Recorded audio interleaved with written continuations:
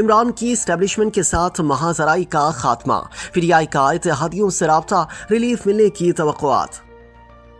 Pakistan Tehreek Insaf opposition میں بیٹھے اپنے اتحادیوں کے ساتھ مختلف آپشنز پر بات چیت میں مصروف ہے تاکہ پارٹی کے لیے سیاسی جگہ حاصل کرنے کے لیے ملٹری اسٹیبلشمنٹ کے ساتھ مہاجرائی کی سیاست ختم اور جیل میں قید پارٹی کے بانی چیئرمین کے لیے ریلیف حاصل کیا جا سکے۔ اپوزیشن اتحاد کے کچھ رہنماؤں بشمول مجلس وحدت المسلمین یعنی MWM کے سربراہ علامہ راجہ ناصر عباس اور پختونخوا ملی عوامی پارٹی یعنی PMAP کے چیئرمین محمود خان اچکزئی سے کہا گیا ہے کہ وہ عمران خان کو قائل کریں کہ وہ ماحول کو ٹھنڈا کرنے میں کردار ادا کریں، سوشل میڈیا پر جارحانہ کارروائیاں روکنے اور دہشت گردی کے خلاف ہر ممکن سہولت فراہم کرنے کی کوشش کریں۔ ذرائع کا کہنا ہے کہ اڈیالہ میں عمران خان سے ملاقات کے خواہاں علامہ راجہ ناصر عباس کو پارٹی چیئرمین بیرسٹر گوہر سمیت PTI کے کچھ اعلیٰ رہنماؤں نے کہا ہے کہ عمران خان کو قائل کریں کہ وہ پارٹی کی معمول کی سیاست میں واپسی کے لیے ماحول کو بہتر کرنے میں مدد کریں۔ بیرسٹر گوہر علی خان نے رابطہ کرنے پر کہا کہ پارٹی اپنے اتحادیوں سے مختلف آپشنز پر بات کر رہی ہے، تاہم انہوں نے کہا کہ وہ میڈیا کو اس بات چیت کی تفصیلات نہیں بتا سکتے۔ PTI کے ساتھ اپنے غربت کے حوالے سے پہچانے جانے والے بیرون ملک بیٹھے